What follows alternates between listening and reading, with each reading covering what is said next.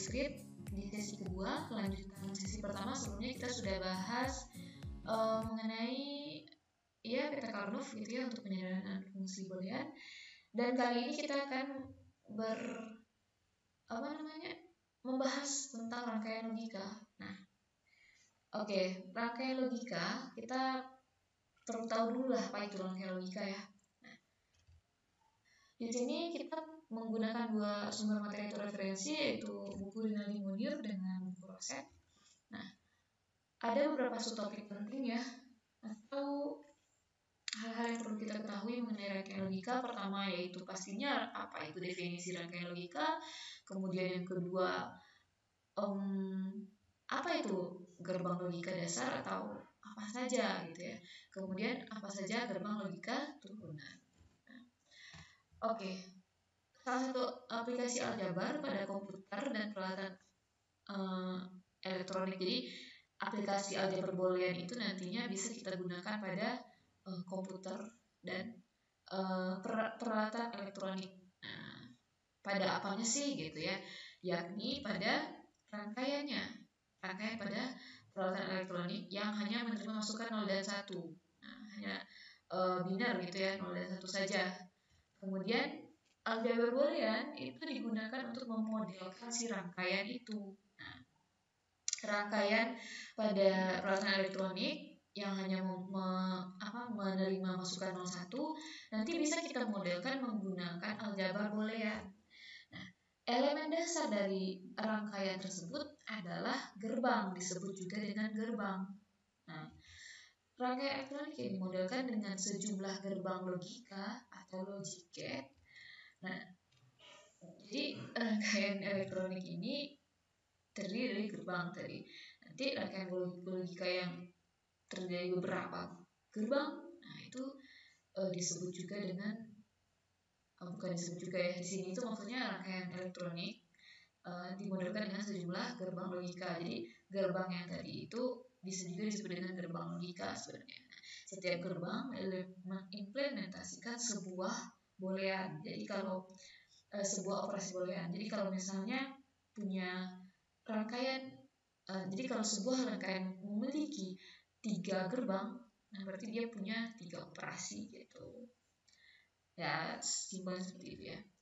Kemudian rangkaian yang dibentuk oleh beberapa gerbang logika disebut dengan rangkaian logika. Jadi rangkaian logika itu rangkaian yang terdapat pada peralatan elektronik khususnya misalnya gitu ya, dan yang terdiri dari beberapa atau sejumlah gerbang logika. Nah, gerbang logika dasar itu sendiri kita bisa bagi menjadi gerbang logika dasar dan gerbang logika turunan. Nah, untuk gerbang logika dasar ada 3 macam gerbang. Nah, pertama itu gerbang N. Tentunya seperti ini ya. Ini kita bicara pada, jadi masukannya itu minimal harus 2 keubah. Nah, 2 masukan gitu ya. Di sini X, di Y, ini inputnya masuk. Lalu di sini gerbang, karena ini gerbang N, artinya gerbang N ini mewakili operasi perkalian. Nah, jadi nanti outputnya adalah berupa perkalian X dan Y. Bentuk gerbangnya seperti ini, kayak huruf D ya, di ujung sebelah kanannya. Nah, itu gerbang N. Kalau gerbang OR, masukannya 2, gitu ya, minimal. Nah, di sini gerbang OR ini mewakili operasi penjumlahan. Jadi inputnya X, Y, ubah X dan ubah Y, nanti outputnya berupa penjumlahan si X dan Y ini. Bentuknya itu agak meluncing ya di sebelah kanan dan melengkung di sebelah kirinya. Nah, kemudian untuk gerbang NOT, nah gerbang NOT ini mewakili operasi komplement. Nah, gerbang NOT atau inverter. Nah, jadi di sini masukannya X, nanti keluarannya atau outputnya adalah X absen atau X komplement. Bentuknya sendiri itu berbentuk segitiga dan dikasih bundaran di ujung sebelah kanannya. Nah, Untuk contoh pertama, misal kita punya fungsi XY ditambah X aksen Y. Nah, fungsi ini akan kita nyatakan ke dalam rangkaian logika. Nah, ingat ya, tadi rangkaian logika terdiri dari beberapa gerbang. Nah, berarti nanti kita akan membuatkan si fungsi ini menjadi atau ke dalam bentuk gerbang logika. Nah, ada beberapa cara, gitu ya. Nah, kenapa ada beberapa cara? Pertama, kenapa ada beberapa cara? Karena ingat lagi sebelumnya kita sudah bicara bahwa fungsi itu bisa kita sederhanakan atau bisa kita nyatakan ke dalam beberapa bentuk ekspresi lain. Ya. Nah, sekarang cara pertama bisa kita tulis seperti ini. Masukannya XY, di sini kan suku pertama kita lihat bahwa itu adalah perkalian. Jadi kita akan membuat sebuah gerbang yang mewakili perkalian, yaitu gerbang N. Nah, masukannya XY, lalu ini gerbang N, sehingga outputnya XY, perkalian X kali Y. Nah, lalu suku yang kedua itu adalah perkalian juga, namun inputnya adalah X aksen dan Y aksen.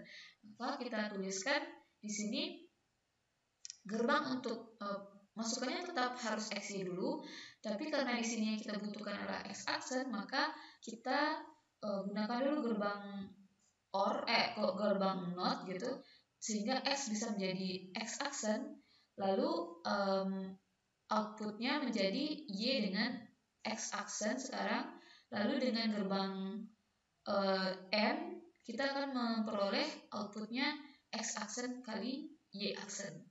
Lalu fungsi kita itu merupakan penjumlahan dari perkalian dua suku ini.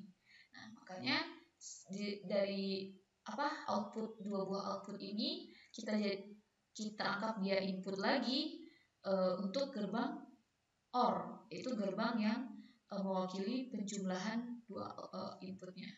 Nah, jadi si fungsi ini bisa kita nyatakan dalam rangkaian logika yang seperti ini. Nah, ini yang disebut dengan rangkaian logika yang terdiri dari beberapa gerbang di sini. Gitu.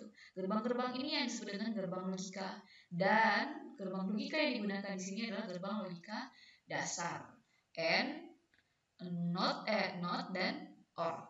Nah, nah ini cara yang kedua ya. Nah, kita juga bisa tulis inputnya itu hanya dengan satu bentuk atau satu input gitu. Nanti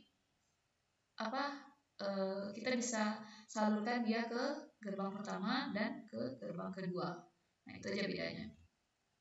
Lalu cara ketiga, di sini kita punya dua jalur gitu ya. Ini tulis dulu jalurnya, jalur X gitu. Terus nanti si X-nya masuk ke gerbang pertama, lalu si X-nya juga masuk ke gerbang kedua. Gitu juga dengan Y. Ini jalur Y, kemudian dia masuk untuk ke gerbang pertama, ini masuk ke gerbang kedua. Sebenarnya perbedaannya hanya terdapat pada jalur untuk si inputnya gitu ya. Nah, untuk ke belakangnya gerbang yang digunakan tetap sama. Nah, contoh yang kedua, nyatakan rangkaian logika berikut ke dalam fungsi boolean. Nah, kalau tadi dari fungsi ke rangkaian, sekarang dari rangkaian ke fungsi boolean. Nah, di sini ingat ya, kita punya dua input. Nah, perhatikan per gerbang dulu, per gerbang awal, karena per gerbang ini menunjukkan suku. Nah, lihat, kita bisa tuliskan ya. Di sini itu kita pandang dulu gerbang pertama, inputnya X dan Y. Terlihat bahwa di sini adalah gerbang N. Nah, gerbang N itu berarti outputnya adalah perkalian X kali Y. Lalu untuk yang di bawah ini adalah gerbang, ini kayaknya sama ya tadi. Kita coba dulu. Ini gerbang NOT gitu. Inputnya X, berarti keluarannya nanti adalah X aksen. Nah, nanti inputnya jadi X aksen dengan Y. Ini adalah gerbang N, lalu outputnya adalah X aksen kali Y. Dan ini adalah gerbang OR. Ternyata ini soal yang sebelumnya ya. Gerbang OR, maka input ini dengan input ini akan menjadi dijumlahkan. Nah, bolehlah dicari soal selanjutnya. Saya nggak nyadar pas membuat slide ini ternyata soal kedua sama dengan soal yang pertama. Nah, oke, seperti itulah kira-kira. Sehingga kita peroleh, bisa kita tuliskan dengan bentuk seperti ini. X plus Y dikali X aksen. Gitu. Oke, sekarang kita bahas ke gerbang logika turunan. Nah, gerbang logika turunan ini sebenarnya adalah turunan dari gerbang gerbang dasar yang sebelumnya. Nah, pertama ada gerbang NAND namanya, yaitu berasal dari gerbang N. Nah, tapi dikomplementkan. Nah, apa tanda komplemennya? Yaitu bundaran yang di ujung ini. Nah, jadi XY input, keluarannya perkalian XY tapi dikomplementkan. Lalu untuk gerbang NOR itu adalah komplement dari si gerbang OR. Nah, inputnya XY, nanti keluarannya X plus Y tapi dikomplementkan. Simbol dari gerbangnya itu ada tambahan bundarannya. Nah, selanjutnya ada gerbang XOR. Nah, di sini gerbang XOR ini berbeda ya dari gerbang sebelumnya, tapi sebenarnya ini juga turunan gitu. Nah, di sini kita punya inputnya adalah XY. Nah, bentuk gerbangnya di sini ada tambahan lengkungan lagi ya. Nah, ini kan bentuk gerbang OR ditambah lengkungan. Nah, di sini gerbang outputnya itu sama dengan X plus bundaran Y gitu. Nah, apa sih maksud dari operasi ini? Nah, kita bisa lihat pada tabel kebenarannya bahwa operasi XOR ini atau gerbang XOR ini itu menyatakan bahwa jika inputnya bernilai sama 00 atau 11, nanti outputnya bernilai 0 gitu. Jadi itu sebenarnya. Atau kalau misalnya inputnya berbeda 01 atau 10, outputnya bernilai 1 gitu.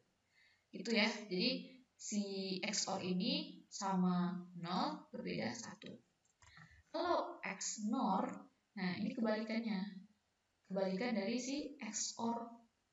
Tandanya ya dia dikasih bundaran untuk gerbang XOR tadi. Nah, untuk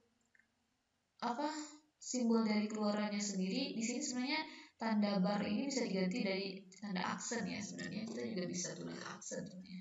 Karena penulisan komplement itu bisa dua cara ya. Ini bisa keluarannya itu bisa ditulis X seperti ini. Nah, ini sama aja. Nah, maksudnya bagaimana? Maksudnya seperti ini. Di sini kita lihat bahwa ini beneran kebalikan dari yang si XOR. Kalau di sini yang sama justru nilainya 1, yang berbeda nilainya 0. Gitu. Oke, itu saja pembahasan mengenai gerbang logika atau rangkaian logika ya.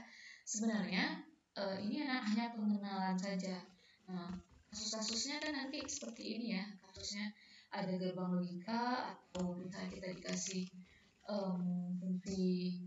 fungsi boolean, nanti kita bisa gunakan pada kita aplikasikan pada rangkaian logika gitu kan.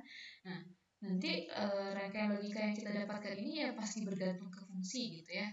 Namun sebagaimana yang pernah kita pelajari di sesi sebelumnya, rangkaian logika ini nanti bisa kita gambarkan lebih sederhana bergantung ke penyederhanaan fungsi. Jadi di sini kan karena ada dua operator dua suku ya, dia terdiri dari banyak gerbang logika jadinya. Padahal sebenarnya kalau kita bisa sederhanakan nanti gerbang logikanya akan lebih sedikit gitu. Makanya ada maka kita belajar penyederhanaan fungsi boolean. Nanti bisa kita gunakan untuk penyederhanaan rangkaian logika itu sendiri. Nah, untuk latihan pada sesi kali ini sama ya dengan sesi sebelumnya, cari sebuah soal yang berhubungan dengan rangkaian logika, baik itu menyatakan fungsi boolean ke rangkaian logika ataupun sebaliknya. Nanti coba presentasikan penyelesaiannya. Minimal satu orang itu punya satu soal. Oke, terima kasih atas perhatiannya untuk sesi kali ini. Dengan begitu kita sudah menyelesaikan semua rangkaian atau semua topik-topik di aljabar boolean. Oke, semoga bisa dipahami dan bermanfaat pastinya untuk pengetahuan selanjutnya. Terima kasih atas perhatiannya.